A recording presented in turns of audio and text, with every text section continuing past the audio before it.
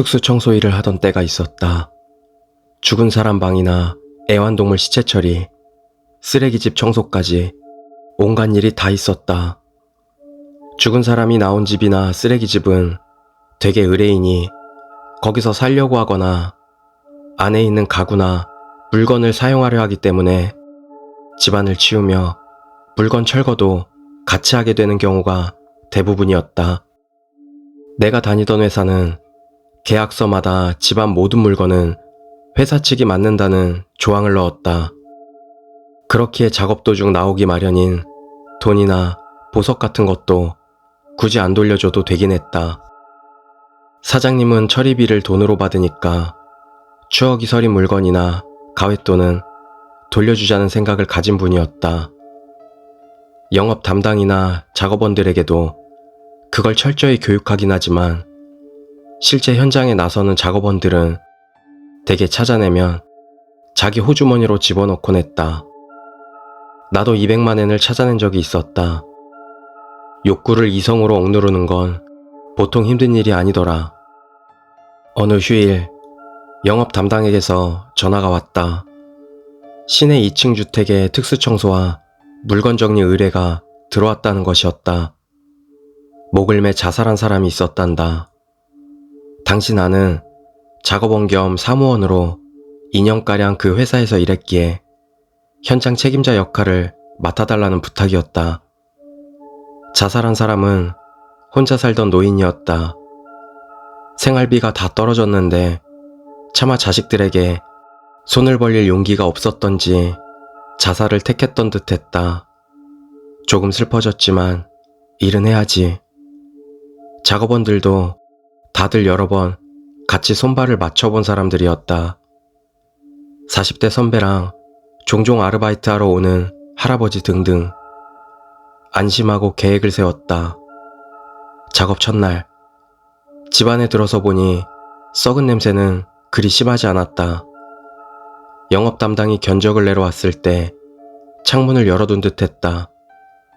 가구나 생활용품 배치는 전에들은 그대로였기에 자살 현장은 2층으로 올라가 봤다. 다른 방에 비해 썩은 냄새가 강하긴 했지만 참지 못할 정도는 아니었다. 바닥을 보니 문 안쪽 바로 아래에 검다고 해야 할지 갈색이라고 해야 할지 모를 얼룩이 있었다. 문 위편에는 로프가 쏠린 자국이 남아있다. 문고리는 구부러져 있어 어떻게 자살했는지 눈에 선해 더 서글펐다. 둘째 날은 별 문제 없이 작업이 이어졌다. 40대 선배는 그 얼룩을 약품으로 지우고 집 전체에 소치 작업을 실시했다. 나는 다른 사람들과 함께 물건을 옮겨 트럭에 실었다. 사흘째 오전쯤 되니 대부분 작업은 끝났다. 뜰이 넓고 담도 있어서 점심은 다들 모여 거기서 먹기로 했다. 선배랑 다른 작업원 하나가 차를 몰고 도시락을 사러 편의점으로 간다. 아르바이트하는 할아버지랑 둘이서 한가롭게 차를 마시며 이야기를 하고 있는데 10분 정도 지나자 갑자기 할아버지 안색이 점점 나빠지기 시작했다. 얼굴이 창백해져 비지땀을 흘려 나는 등을 쓰다듬어 주었다.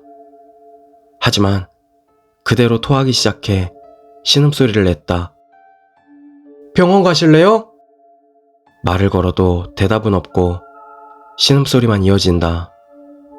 구급차를 부르려고 전화기를 꺼내자 또 할아버지는 웩웩 하고 개워내기 시작했다.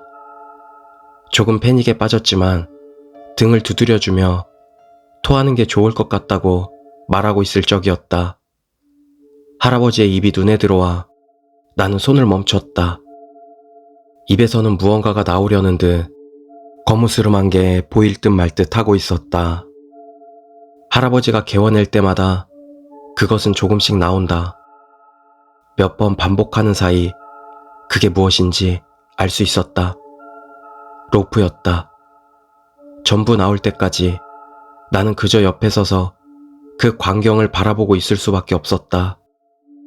50cm 정도 되는 로프였고 끝이 오리 풀려 있어 중간에 잘려나간 듯했다. 도대체 왜 몸 안에 그런 게 있었는지 나는 알 도리가 없었다. 괜찮아요 라고 물어도 할아버지는 자기는 모른다고 대답할 뿐이었다. 비지땀을 뚝뚝 흘리며 푹 수그린 채 곧 선배가 탄 차가 돌아왔다. 나는 황급히 달려가 선배를 불렀다. 선배는 달려와 할아버지의 상태를 확인했다. 선배는 할아버지가 토해낸 로프를 보더니 잠시 말없이 있다가 할아버지를 향해 말했다. 뭘 챙긴 거야? 할아버지는 겁에 질린 듯한 얼굴을 했지만 대답은 없었다. 선배는 나한테 할아버지 주머니를 뒤지라고 하고 할아버지의 가방을 살피기 시작했다. 손으로 더듬자니 가슴 주머니에 뭔가 단단한 게 들어있었다. 꺼내보니 지금은 쓰지 않는 쇼토쿠 태자가 그려진 1만엔짜리 지폐 몇 장과 반지, 목걸이가 들어있었다. 선배는 할아버지 멱살을 잡았다. 절도라고 당신! 그리고는 두 번 다시 오지 말라는 듯 가방을 던지고 밀쳐냈다. 할아버지는 새파래진 얼굴로 걸어갔다. 작업이 끝나고 사무소로 돌아오자 선배는 사장님한테 할아버지 주머니에서 나온 걸 건넸다. 로프에 관해서는 굳이 설명하지 않았기에 나도 모른 체 하기로 했다. 사장님은 곧 손님에게 전화를 걸어 그걸 돌려주기로 했다. 온갖 생각이 다 들었지만 무엇보다도 200만 엔을 찾았을 때 그걸 슬쩍 하지 않아 다행이라는 생각이 들었다.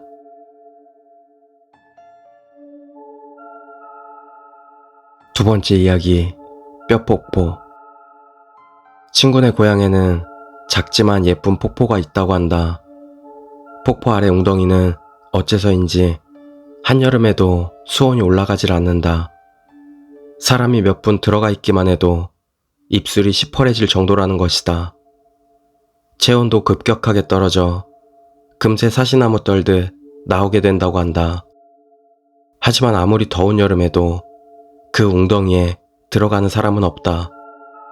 종종 기분 나쁜 게 수면 위로 떠오르기 때문이다. 새하얗기 그지없는 동물의 뼈가 말이다. 꽤 크기도 되는 뼈가 둥실 떠올라 웅덩이 위에 떠 있는 것이다. 그걸 보면 그 후 며칠 동안 시름시름 앓게 되는 것이다. 그 지역에서는 뼈 항아리 폭포 혹은 그냥 뼈폭포라고 불리우며 아무도 접근하지 않는다고 한다.